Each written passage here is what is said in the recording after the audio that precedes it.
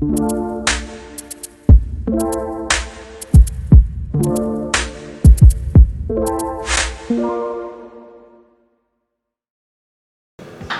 galera, tudo bem? Nós estamos aqui gravando mais uma vez o quadro É Isso Aí. É muito importante que você expanda sua mente para que você possa mergulhar e conhecer mais coisas que você talvez não tenha o hábito. Antes de qualquer coisa, eu quero que você curta esse vídeo. Você que não é inscrito nesse canal, se inscreva nesse canal e faz um favor. Compartilha. Sabe quando você entregava panfletinho para evangelizar? Faça isso no YouTube. Compartilhe esse vídeo com pessoas que vão precisar. Fala muito mais do que eles vão precisar do que basicamente o que nós estamos fazendo aqui, expandindo a palavra para que haja conhecimento. Nesse dia, estou aqui com o nosso convidado. Ele já está aqui já pela segunda vez, é o nosso segundo quadro, Pastor Isaac. Gostaria que você se apresentasse aí, meu gato. E aí pessoal, tudo bem com vocês? Meu nome é Isaac, sou pastor da Igreja Casa de Amor e agora nós estamos aqui com esse desafio do quadro para poder trazer assuntos bíblicos que muitas vezes são controversos, outras vezes mal explicados, para que você possa ter clareza nos assuntos e tenha tranquilidade no seu relacionamento com Deus, no seu relacionamento com a igreja, com a família, que nós possamos somar na sua vida. Exatamente, show de bola. É muito importante que você interaja, comentando, coloque dúvidas aí. Muito interessante, coloque no comentário dúvidas para que nós possamos colocar isso nos próximos quadros, nos próximos programas. Legal? Isaac, vamos lá. Hoje tem uma bomba aí para você com relação a um pensamento que começou a permear o meio gospel, vamos dizer assim, nesses últimos tempos. Eu tenho ouvido muitos, mas muitos louvores chamando Deus de você. Confesso que isso me chamou a atenção. Mas isso é errado? Isso é pecado? Isso é uma forma de eu estar desabonando a autoridade de Deus? É isso mesmo? Vamos lá. Eu vou precisar ler alguns versículos para você, tá? Para poder te explicar sobre esse assunto. É muito engraçado, eu acho engraçado esse assunto. Porque na semana passada nós falamos sobre tatuagem. Exato. Né? E daí tem alguns versículos que as pessoas pegam para poder dizer que tatuagem é pecado. Correto. São versículos fora de contexto, bacana. Mas nesse caso, não tem como pegar um versículo. Não existe um versículo bíblico que fale que chamar Deus de você é pecado. Entendi. Então o que eu vou fazer? Eles falam que tem que se chamar Deus pelo menos de Senhor, correto?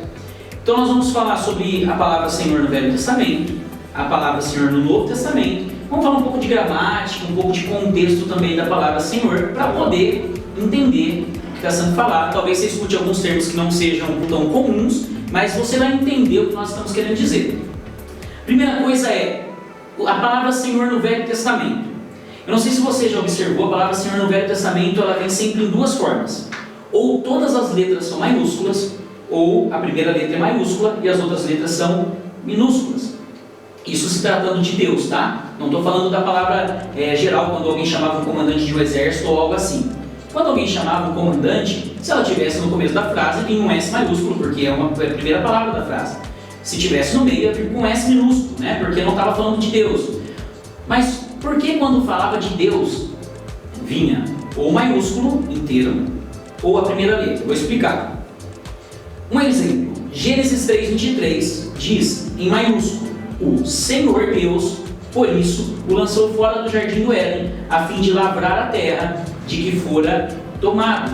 Aqui, a palavra original é Jeová, né? Ou Yahvé, e nós não sabemos exatamente a tradução, porque conta-se que quando nos 10 mandamentos foi falado não tomarás o nome do teu Deus em vão, o povo de Israel parou de usar o nome de Deus, o nome ao qual Deus havia se revelado, o nome que eles chamavam, que é um tetragrama.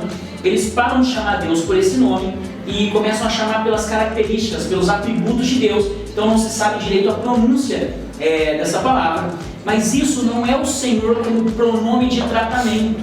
Não é como eu falasse, pastor Zé, o Senhor pode me fazer um favor? Não, não é a mesma coisa. Aqui é um nome próprio de Deus. Então não se trata da questão da música que chama Deus de você. Quando nós vamos para, por exemplo, Gênesis 18:30, diz assim: insistiu, não se ire o Senhor, com a primeira letra maiúscula e o restante não. Eu vou pedir para colocarem aqui, né? Vamos lá. Não se ire o Senhor. Falarei ainda, se houver porventura ali 30. Respondeu o Senhor, não o farei se eu encontrar ali 30. Vamos lá. A primeira palavra está com o S maiúsculo e o restante não.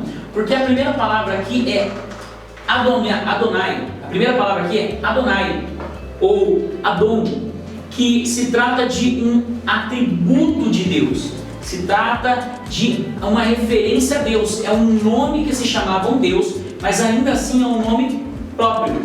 Não é um pronome de tratamento novamente. Então também não tem a ver com a tradução das músicas e tudo mais.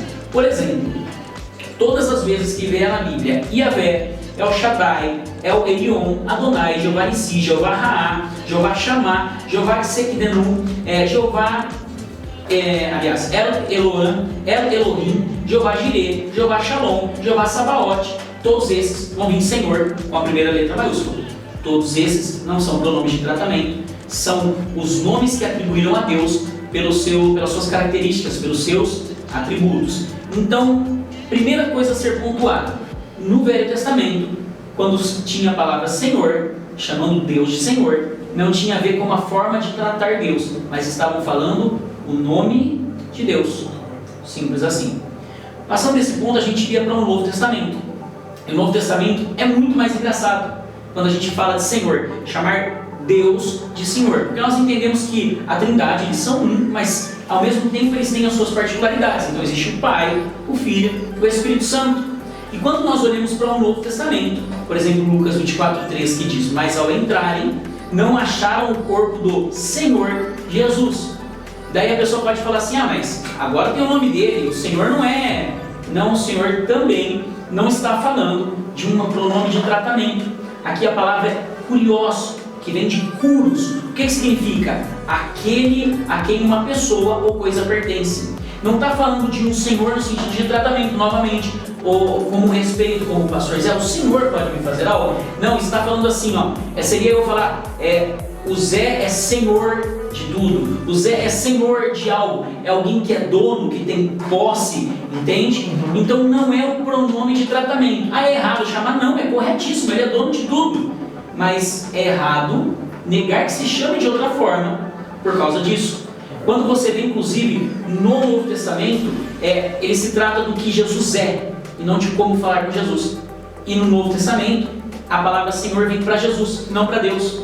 Deus para de ser chamado de Senhor e passa a ser chamado de Pai. Você não vê mais as pessoas tratando Deus como Senhor. O tratativo de Senhor vem para Jesus, porque daí Jesus passa a ser o Senhor da igreja. Deus era como se fosse o Senhor do povo judeu, Jesus é o Senhor da igreja. Deus é o nosso Pai. Então, também não tem a ver com o pronome de tratamento. Também não dá para nós usarmos isso. A terceira coisa entraria a tradução, a tradição e a gramática. Vamos lá. Tradição. A tradição não é uma questão teológica. Tá? A tradição não tem a ver com a Bíblia nesse caso, não tem a ver com a religião evangélica, mas sim com o nosso país, com a cultura em que nós vivemos. Eu não sei, você foi acostumado a se chamar pais, parentes mais velhos de Senhor ou não? Sim, fui acostumado a, quando mais novo, ir na casa dos tios, chegar em casa pedir bênção. Essa era meu contexto de família. Bacana. Vamos lá. Eu não tive esse costume. Eu sempre fui um filho que nunca dei trabalho para os meus pais, minha adolescência inteira, quando eu era jovem também, muito obediente, isso eu posso falar tranquilamente, obediente até demais, e nunca chamei os meus pais de Senhor, sempre chamei de você, e tinha respeito por eles, como talvez muitas outras pessoas que estavam no meu círculo não tinham pelos pais delas. Eu não chamava os meus pais de Senhor, mas eu obedecia os meus pais, não fazia coisas escondidas dele. Muitas pessoas eu via que chamavam seu pai e sua mãe de Senhor, de Senhora, mas não obedeciam. Então, qual é o sentido? Fazendo uma analogia com Deus. Qual é o sentido? Eu chamar Deus de Senhor simplesmente por chamar, se eu não obedeço Ele. Sabe quando o profeta vem no Velho Testamento dizendo: esse povo me honra com os lábios, mas o seu coração não está em mim. E Jesus vem no Novo Testamento e completa: esse povo me honra com os lábios, mas o seu coração não está em mim. Em vão me adoram. Simples assim. É vã. Então é como assim? É como se eu quisesse formalizar a tratativa que eu tenho com meu pai com algo que é uma construção minha. Falo assim: olha, então se eu chamo ele de você, eu estou sendo irreverente à presença dele, eu preciso chamar de Senhor. Mas eu não estou olhando para aquilo que Deus realmente olha, que é a intenção do coração. Ou seja, tem pessoas chamando Deus de Senhor e está totalmente aquém, totalmente distante daquilo que é um relacionamento entre pai e filho. E tem gente chamando Deus de você, né? Relacionando, tendo comunhão, obedecendo, sendo um. Então nós vemos esses dois pontos e nós enxergamos que no final das contas Deus está enxergando a minha atitude no meu coração. Exatamente. Ele não espera que você fale algo, ele espera que você seja algo. Legal. Essa é a realidade. Muito bom. Eu tive muito problema com isso, muito. Pra mim, quando me chegaram querendo que essa história de não pode chamar Deus de você, pra mim foi muito difícil.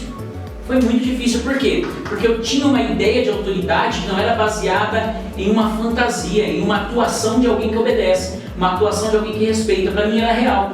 E eu acredito numa questão de relacionamento, antes que nós terminamos de falar da gramática, que ninguém pode interferir no meu relacionamento com Deus. Correto. A forma como eu falo com Ele depende de como eu entendo o que Ele espera de mim. Exato. Lógico, eu não estou falando para que qualquer um pode falar de qualquer jeito com Deus, podem tratar Deus de qualquer jeito.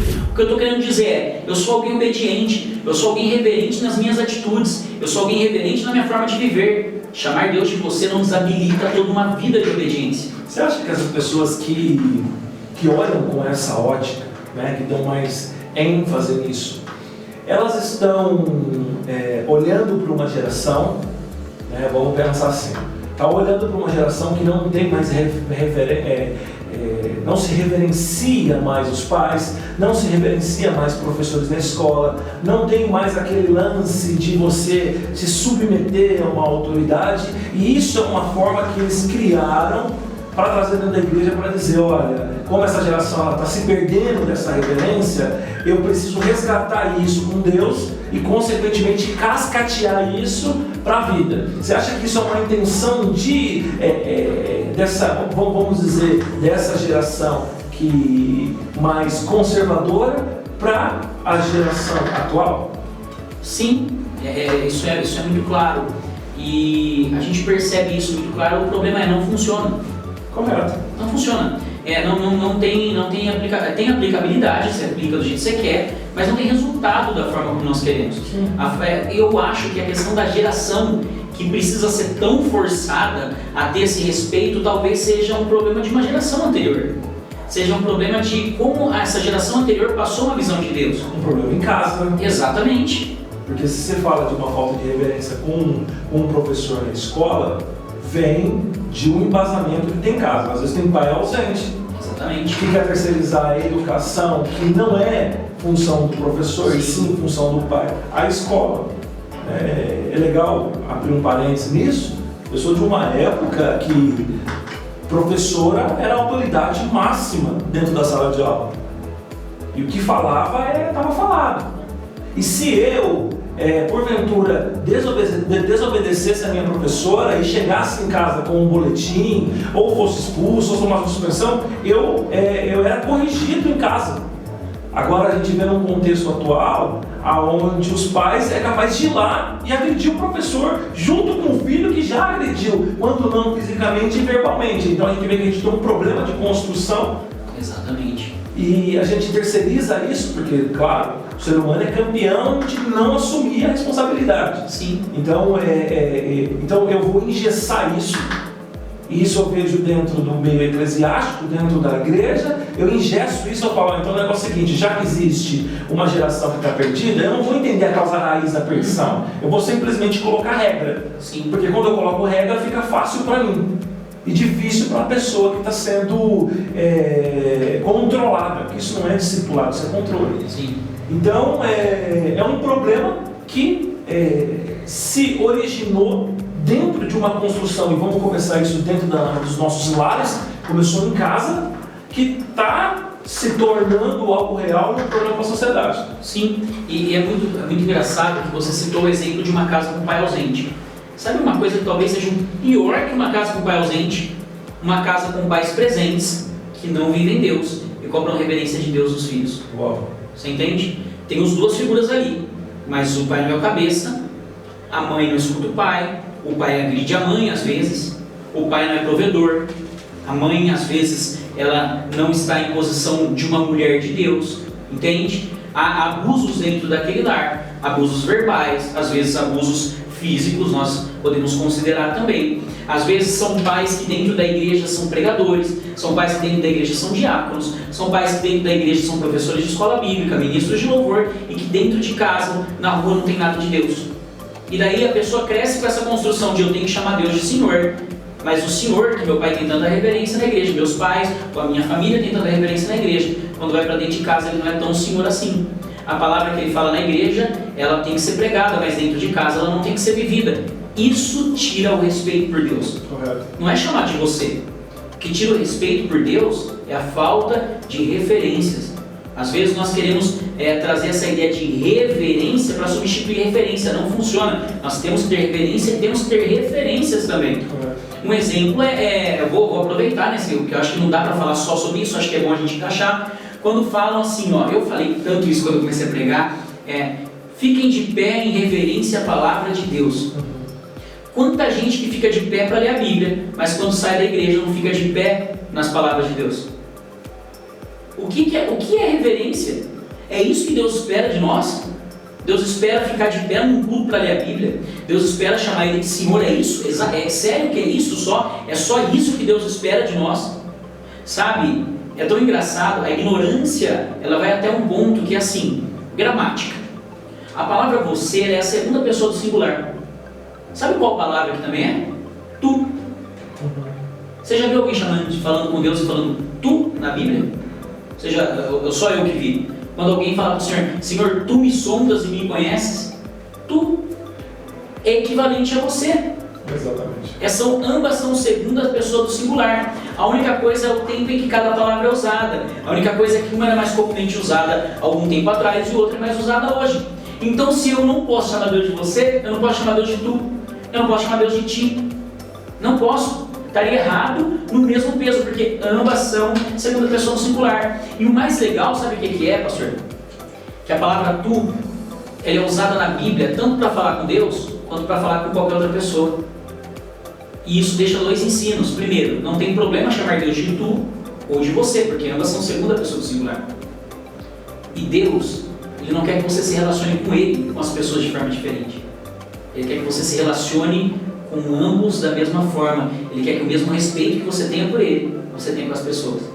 Entende? Então assim, Ele não obriga você a forma de chamar, mudar o seu relacionamento. O que Deus nos mostra com isso? Que Ele quer que você seja natural. Se você tem o costume de chamar alguém de Senhor, chame de Senhor. Chame Deus de Senhor. Se isso está claro no teu coração, chame, mas não diga que é errado quando alguém chama de você.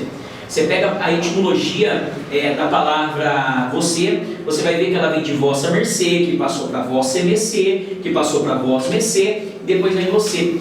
A palavra vossa mercê e as outras eram usadas por pessoas, por escravos ou servos para falarem com seus senhores. Tu não.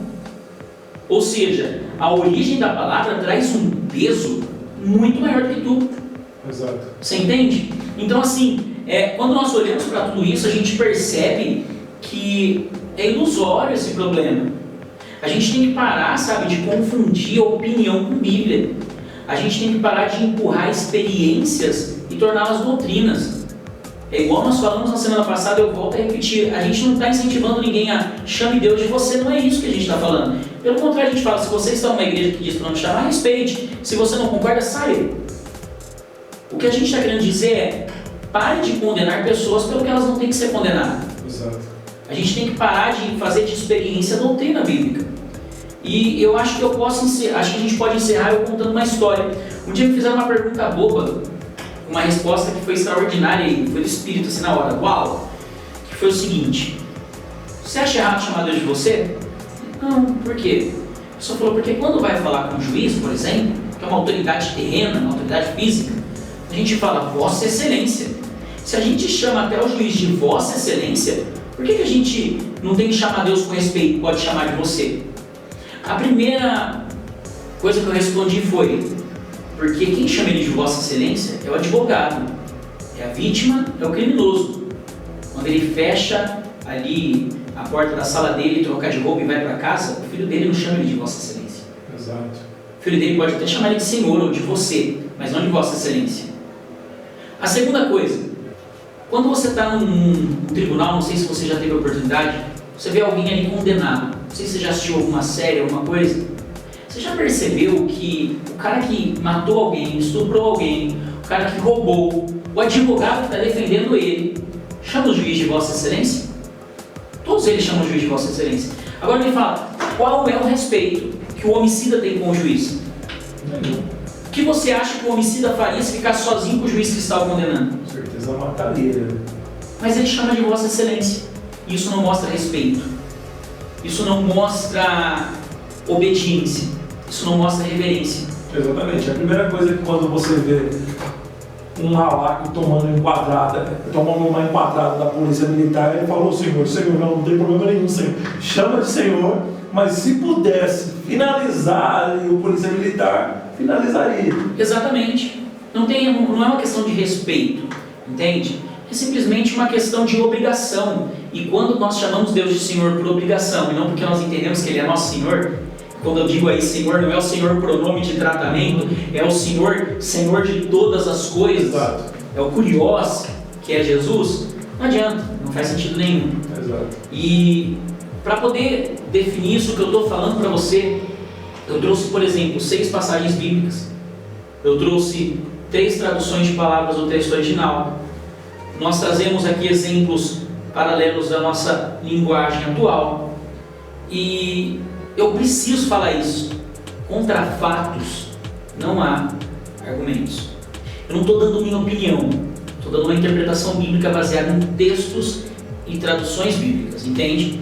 Eu vou até deixar no link desse vídeo, eu vou disponibilizar um arquivinho de 4 páginas para que você possa acessar e ler isso de uma forma melhor, para que você possa entender melhor. E eu espero que isso tenha agregado a sua vida. Legal. Acho que o ponto central, Isaac, quando você fala do juiz, quando ele se tira sua roupagem, tira sua roupa oficial, né, e vai para casa, e o filho ali não chama ele de Vossa Excelência, mas chama ele de pai. Isso realmente nos remete a uma relação. Sim. Isso realmente nos remete a um coração conectado a ele, que assim, é aquele negócio, cara, um lobo tatuado, conforme pintam uma pessoa totalmente com o exterior tipo todo deturpado, adorando a Deus em espírito e em verdade, enquanto eu, às vezes com a minha roupinha bonitinha, mas com o meu coração distante. Acredito que esse é o Deus que é um Deus de relacionamento. É o Deus de 1 Samuel 17. Sim. É o Deus que olha o coração. Gostei muito da nossa conversa. Tenho certeza que nós vamos fazer esse quadro por muito tempo. Você que gostou, eu peço, por gentileza, compartilha, curta o vídeo. Isso vai fazer os algoritmos do YouTube entender que é relevante esse vídeo. Ok? Deus te abençoe e até a próxima. É isso aí. Tchau, tchau. Intimidade.